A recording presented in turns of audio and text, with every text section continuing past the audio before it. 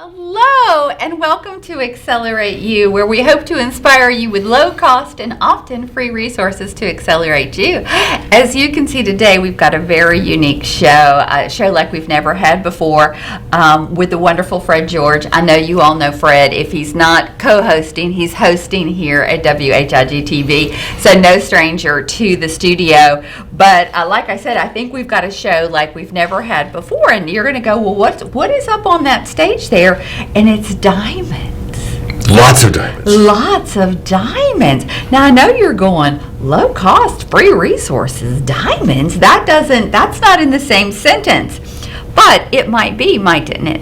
Oh yeah, prices are lower than they've ever been. So let's talk a little bit about just the jewelry business. I did some research on the jewelry business, the diamond market, and historically with the Hasidic Jewish people. And what I learned is that a lot of folks that are in the jewelry business today and have been in the jewelry business since the start are of Jewish descent, because back in the day they were somewhat discriminated against. That's right. And this became their commodity. They sort of bought and sold and traded with gold and diamonds when everybody else was doing something else. So it was just natural for them to continue in that industry, and we fast forward to today.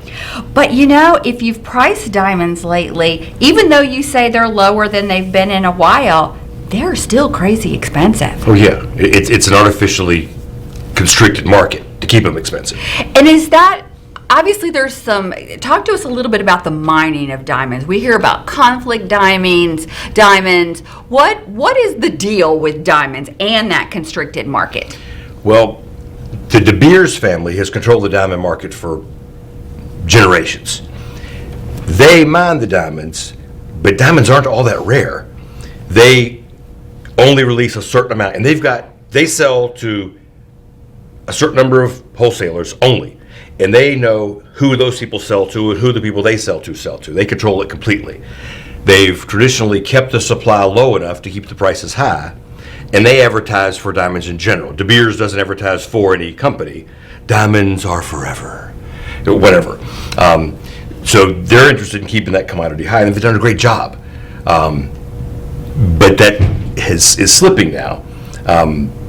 They've historically not been very nice to people trying to get diamonds out of their areas who weren't part of them, and people have died. They call them blood diamonds. There's a whole lot of stories on that, and they're true. There's some environmental concerns with mining for diamonds. There's ethical concerns, and the prices kept artificially high. They're not as rare as the price would indicate. But they keep them that way, and they've become wealthy doing so. What's happened that sort of disrupted the whole market in the last couple of years is finally the manufacturing of diamonds, real diamonds. You can't tell one of these lab-created diamonds from a natural diamond in any way with your naked eye. Nobody on earth can. You get me a moissanite or a zirconia, I can tell from across the room. These are diamonds. A diamond tester will show them as diamonds. You have to have special equipment. I've got a $4,000 machine in every one of my stores that will analyze the impurities in there and figure out whether they're impurities that would come from the dirt or from the chemical broth in which they grow the diamonds. Without that, you can't tell the difference. So let's talk about that for a minute. Tell me how a natural diamond is made. Natural diamonds are formed by heat and pressure underground. It's carbon, one of the most common elements on the planet. Coal, under heat and pressure, compresses, and those molecules become closer and harder, and it turns into a diamond. Now that takes a very long time, correct? Millions of years, yeah. Millions of years. So we take that basic piece of coal that you're probably barbecuing with, and we put it under pressure for thousands and thousands of years, and we end up with a diamond. That's right. And it almost sounds like you're saying that the diamond industry is somewhat controlled like OPEC with our oil. They're manipulating the barrel, so whether it goes up at the pump or it goes down, some very far away place is controlling what it's costing me to put gas in my car. OPEC wishes they had that kind of control. OPEC wishes. Okay. OPEC has some control, and it's several different countries with different interests and different alignments, and they don't act as one. Then you've got non-OPEC countries as well. Russia. All the people who buy oil from are bad people, but in Venezuela and other people. But so OPEC has some control, but the De Beers family has had a iron grip on diamond prices since before you and I were born. The company's lost a lot of value the last few years, but no, it's completely controlled. It is an oligarchy, and it's a family. Now, I'm not saying they're evil because they've gotten rich, but they control it, and they could make diamond prices go up or down at will, historically, because they controlled enough of the market that if they decided to reduce the supply some, diamond prices go up. If they wanted to sell a bunch, diamond prices go down. So it's been a chokehold. And what's changed recently with lab-created diamonds, it's a scientific process. There's 2 processes most of them are being used right now to do it, different processes. But originally it was done to try to make computer chips. The original people doing it were doing it because the heat produced by modern computer chips is such that silicone isn't going to work much longer. So diamond computer chips are the future. And they were selling jewelry just to finance it. And in the beginning, the diamonds weren't very good, but they still were able to sell some. At this point, the lab-created diamonds, there's several companies that do it, a dozen, maybe 6 big ones. Nobody can control it because there's competition now, which never was in diamonds before. The prices have come down to a point where it's democratized diamonds. So the De Beers family says diamonds are forever. We say diamonds are for everyone because at this point anybody can afford a nice diamond. The quality is better than most of what you'll get mined out of the dirt because they're able to make them with no visible inclusions. They're all beautiful. The clarity and color are great. You can grow them any size you want. Once you get above about 5 carats, the color is generally off a little bit, so you can get a giant one. Oh darn! After 5 carats, it gets a little off color. Okay. It's harder to get pure white after 5 Okay, well, carats. I can probably live with that. So tell me this. You've told us a whole lot there, but I want to slow down and I want to back up. So we know that the De Beers family has controlled the diamond industry up, down, that sort of thing, artificially inflated. So I didn't know that. So actually the lab-created diamonds were not for jewelry. They were for computers. Originally, and at least 1, and I think 2 now, of the big diamond manufacturing groups have now stopped selling jewelry and started selling to the computer industry. Interesting. So, so often that happens. Like Post-it notes were never created for Post-it notes. That glue was being created in the medical industry, and it was a fail. It was an epic fail. It didn't hold. But then it did hold on paper just slightly, so thus became a Post-it note. So these babies were designed for a motherboard, and then somebody said, hey, this is really pretty. Tell me the process of how do they get started? What do they get started with? How does this all work? Easy. And the original people were trying for computer chips. The people doing it now, a lot of them are just making Or for jewelry, of course. But what they do, and I wanted to get one, I was going to have one sent to me, but didn't get here in time. They take a tiny little diamond seed. A diamond seed. Which is a tiny, you can't hardly see it. You have to hold it in tweezers. Diamond seed. And is that a real piece of diamond? It's a real piece of diamond. So we start with a little real piece of diamond. Okay. And they bathe that in a chemical bath under heat and pressure to grow a diamond crystal around it.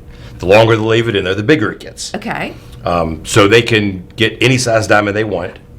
They can manufacture them relatively quickly. And the quality's there, the ethics are there because nobody's getting killed for it. Right.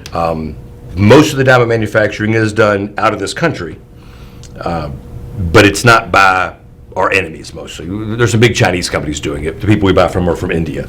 And they can create them and ship them very, very quickly.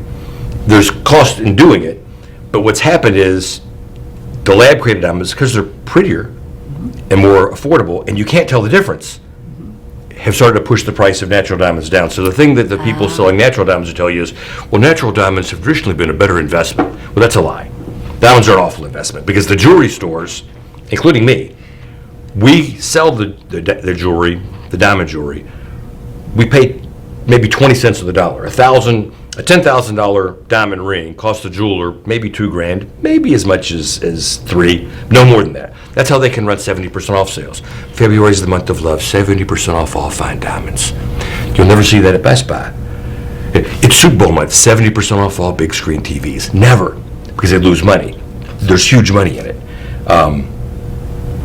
And so what we did about a year ago, a little less than a year ago, I was at a trade show and bumped into a representative, the U.S. president for the largest diamond grower on earth. And quite frankly, we're way too small to deal with him. I have 4 little stores in North Carolina. We hit it off. He's about my age. We've read some of the same books. He's a great guy. His name's George. He's a great guy. Because we got along, he's selling to me for the same price as he'd sell to a 100-store chain. And I don't have the overhead. Those chains. You can get lab-created diamonds everywhere. Case, every place in town sells them. And we talked about this just a little bit. But my overhead's less. My rent factor isn't what theirs is per square foot. I buy my cases used. If you're closing a jewelry store remodeling. And we're going to talk about that. I want you to hold off on that for a second, because we're going to talk about a little, and I'm not going to say they're scams, but I am going to say that there are some things, it's like that new car smell. There's some things that big box retail stores do that entice you and don't get fooled, like the 70% off. But I also want to back up when you said, I met a man, we immediately hit it off, and we're doing business together. There is your free tidbit for today. And I've said it 100,000 times on this show. It is networking, networking, networking. That's right. So because you had read some same books, you bumped into each other, you had familiar names, you are now doing business together. Didn't cost anybody a dime to be nice. So there you go. Network, network, network. Now,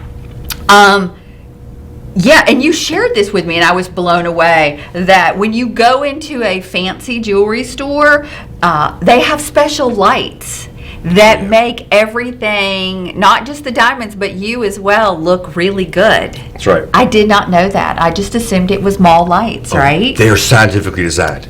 Scientifically they got designed. the best lights. They got LED at a certain wavelength. I don't know what the wavelength is because I'm not buying those lights. We're getting LED finally, but not what they have. The lights in the store are designed a certain way. The cases, their jewelry cases are beautiful. But beautiful jewelry cases like that for a store might cost $70,000. Their flooring is just so much nicer than my flooring. So much nicer. Thick carpet, wood. Some of them even give you a glass of champagne while you shop. And remember, folks, that all comes down, that's not free. That's getting tacked on to the purchase that you're making. It makes a wonderful, remember that. It's a wonderful shopping experience. Yes. The gentleman or lady behind the counter is going to be dressed beautifully. They won't be wearing a golf shirt, polo shirt, whatever I'm wearing. Hey, it's got your logo on it. Oh, yeah, it's got my logo, but their stuff's better. They're wearing, the young lady behind the counter is going to be wearing a designer pencil skirt, beautiful Jimmy Choo shoes. Her makeup's going to be perfect like yours. Her hair is going to be done right. When she smiles at you, you want to be her if you're a woman, and you want to make her happy if you're a man by buying from her. And believe me, they are probably commission driven as well. They get a lot of commission. So it is in their best interest to swoon you. So do keep that in mind as well, because it is so very unfortunate. And I deal with this, and you deal with this too. There's nothing more heart-wrenching than when somebody comes to you to do a valuation or something, and they said, but I bought it at such and such, and here's what I pay for it. And you can go on Instagram. You don't have to listen to Fred and I, and you can see what the true value of a lot of the jewelry is that people buy. And it's heart-wrenching when they think they've bought a $12,000 item and they really, really haven't. And now they're either making payments or they've got this and they can't do anything with it. And it's a trade-off. To some people, that beautiful, wonderful shopping experience is important. If that's you, if you want that beautiful, the great couch to sit on, the private area, the lights, and the wonderful, well-trained salesperson who's going to make you feel like $1 million, if that's important to you, and it is to a lot of people, then you can get that. There are half a dozen jewelry stores in town, and 100 of them in Raleigh that'll give you that experience. Because I can't compete with that, and I can't. My stores aren't that fancy. Secondhand cases. My employees are wearing Nikes, not Jimmy Choo. None of my employees drive Porsches. Our rent is cheap. We're not in the kind of areas they are. Because of that, the only way I can compete is by cutting the price. So I sell, and we'll we could show some of the pieces. We And sell we are going to talk about that. for about half of what the jewelry store sale price. I'm at about half of that. I'm going to beg to differ because, like I said, I did my homework. Here we've got a pair of 3 carat, and I don't know how well you can zoom in on these. What are these set in? That's set in 14 karat white gold. 14 karat white gold. Now I don't know how close Lee can get. Pull it over to the middle. This way, you think? Yeah. Okay, you hold them for me. I price something similar at a big box retailer where you have to have a membership and we've got one here in Rocky Mount, $29,000. Holy cow.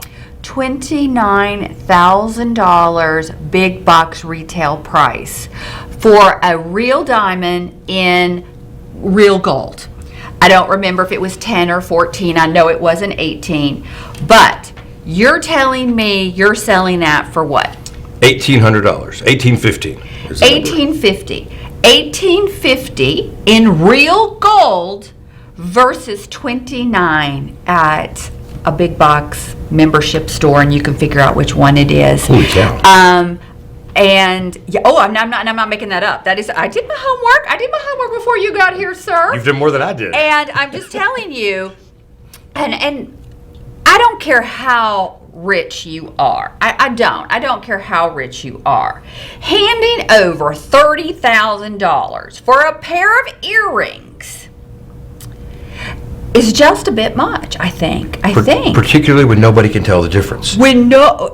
Once you leave the store, it's the same earrings. It's the same earrings. We've talked about depreciation. We've talked about what's going to hold the value. We already know that diamonds are somewhat volatile. They go up, they go down. You know, we don't know what's going to happen in the world these days.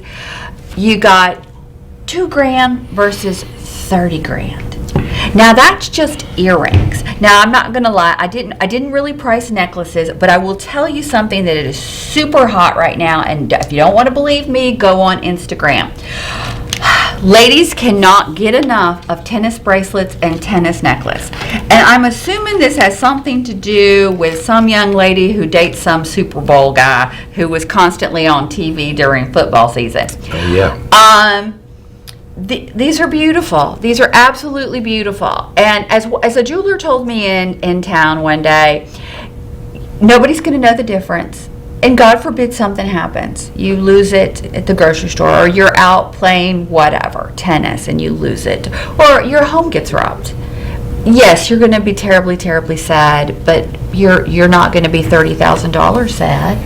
You're not going to be $30,000 sad. So what is a beautiful tennis bracelet going to cost me? The 5 carat total weight, which is the best seller. We just got these in. We haven't had tennis bracelets. These just came in. Everything in front of you. And I don't know which carat is which carat. The biggest one is the 5 carat. I didn't get the 10. This must be the 5 carat. The 5 carat total weight tennis bracelet would be about $2,800. And still set in real gold. 14 karat white gold. People, I'm just telling you, this is, I didn't price these. I can just tell you, you can go online and look. You can go to Instagram. Our prices are as good as anything you'll find on Amazon. And look, why would you want to buy this from Amazon?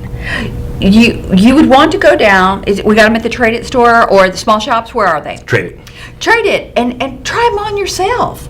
Try them on yourself. Now, let's talk about gold and the price of gold, and that's gone crazy. Just real quick before we jump over there, I also wanted to mention, because this is something new, we have financing now as well, 90-day same as cash. Oh, there you go. Yes, that most definitely. So go see it yourself and then do layaway. Come on, do your 90-day. But what I was going to say is, gold's gotten crazy, but I believe you buy gold, right? Oh, yeah. So there you go, folks. I can guarantee you there's not a woman watching that doesn't have a broken chain. Okay, ladies, come on. You know you do. And you could trade that in towards the new stuff. Trade that in on you, a new piece, and look fabulous for spring and summer. And I'm just so fascinated, though, by this process that they take a baby diamond and then they give it a big old long bath. And then we have a diamond. Now, I'm assuming that as it grows, it just grows into just like a regular diamond, kind of like a rock. Yep. And then it's cut in whatever size or shape that particular cutter decides to cut it into. And as you mentioned, Israel was the main place for cutting diamonds up until fairly recently. They do cut diamonds in India now as well. And now with the new tariffs, the company we're dealing with is cutting a lot of the diamonds in the States Oh, okay. because raw diamonds are worth less, therefore less tariff. So it's bringing more jobs to, in this case, I think New York City is where they're doing it. But yeah, they can grow them any size and they cut them, and then they set them and send them to me. Just like a real diamond is my whole point. A real diamond doesn't come out of the ground pretty. No. It's a big rock if you've ever No. seen it. And these are real. And then they cut it. They're just not natural. Right. These are lab created diamonds, which are just fascinating. And if you haven't taken the time to research them, please do, because they are. I called a local jeweler here in town when I was doing my homework. And they said, Gina, no, get a lab created one for the cost, because I gave them a budget and they were like, no, get a lab. And I said, no, I want you to price a real one for me. And just to let you know, consistently, 3-4 carat runs about 30 grand across the board. That's not crazy. just the big box retailer, but our local jewelers as well. So, and that's not necessarily your GIAAAI or whatever. That's not necessarily one of those. That's just what they're going for. So, I mean, I like I said, I like to eat, probably. So how about having some pretty jewelry and food as well? So, but anyhow, you've got lots of different stuff. You've got beautiful rings, the bracelets, the necklaces. I'm just a fool for a pretty pair of earrings. I'm sorry. I just think every woman, and we had a man in here earlier actually looking at earrings, so it's not just a woman. A pretty pair of earrings, a classic stud is going to last you a lifetime. I mean, it's when my students interview, I always say a stud earring, just a nice, simple earring, nothing gaudy, nothing, dangly or that sort of thing. So as graduations are in May. Yep. What a wonderful gift. And I get to you start your young person out on. 2 carat total weight, which is my favorite size for these. Carat in each ear, yeah. I can get you for $850 for the pair, There something you like go. that. There you go. And this will last a lifetime, okay? And then start your young lady or your graduate out in the world of work with a beautiful pair of earrings that will last them till they die.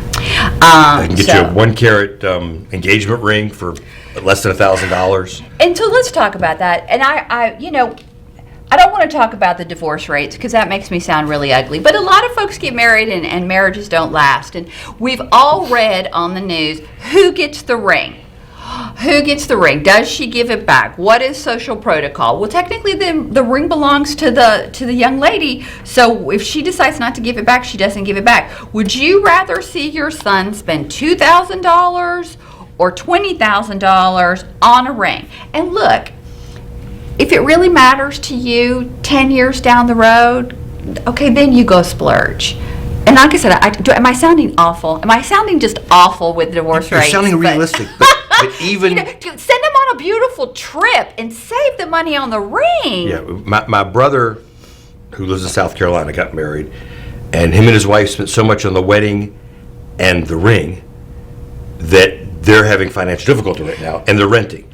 If you could get $1,000 or $2,000 for a beautiful engagement ring. Beautiful ring. Look at this, $2,000. I mean, that is just breathtaking. Yep. That is just breathtaking. And then you've got a down payment on a house. Then yes, you've got the house or the trip or And couples break up over finances. yes. That's a cause for a lot of divorces. One of the main reasons. If you're a homeowner, you're less likely to get divorced. That's fact. You spend $20,000 on a ring in rent, you're more likely to be pawning that ring or selling it to me because the divorce happened than if you spend $2,000 on a ring and you own a home together. That's right. And once again, if you're going to go out and you pay $20,000 for a ring and you do break up, when he goes and takes that ring back, it's not going to be worth $20,000 anymore. No. We could just go on and on with this. And because we could go on and on with this, Fred George is going to be back with us next week. We're going to talk a little bit more about low cost and free resources for our entrepreneur, for renting, for starting your own business and those types of things. Who knows, we may continue our conversation with the gold. But you have something coming up this weekend? Oh, yeah. My kids talked me into auditioning for a musical, the Addams Family musical. which is this weekend, and then next weekend there's a different cast doing it. The high school kids are doing it. Okay, Same so thing. you are whom this weekend? I am Mal, who you never heard of because it's only this play, who is the father, the kind of jerk father of the love interest of Wednesday's getting married. Okay, Wednesday's getting married. And I'm the future father-in-law. Okay. And I get to play just kind of a jerky husband slash dad. But it's fun. I don't sing well, so if you go, don't expect great singing. I'm not a great singer. I don't know why they cast me. I think just to probably prank me. I'm not a great dancer, but acting is easy. But it's fun. The cast is amazing. If you've ever wanted to act, the local acting people are just really friendly and welcoming. Okay, local acting. We'll talk about that as well. But And this is this weekend. This weekend. At the Imperial Center. Do I need to buy a ticket? Yeah, you can go to the Imperial Center website and buy them, or probably at the door if they don't sell out. Very expensive, do we know? $11. $11. Ah, and this is all weekend or Saturday, Sunday? Friday, Saturday, Sunday. Friday, Saturday, 7:30. Sunday, 2 p.m. There you go. We've already made your weekend plans for you. So Imperial Center this weekend, Mr. Fred George, same time, same place next Thursday to talk about more entrepreneurship things. So you have a wonderful day, and thank you for tuning in. Thanks, Gina. Thank you, Fred.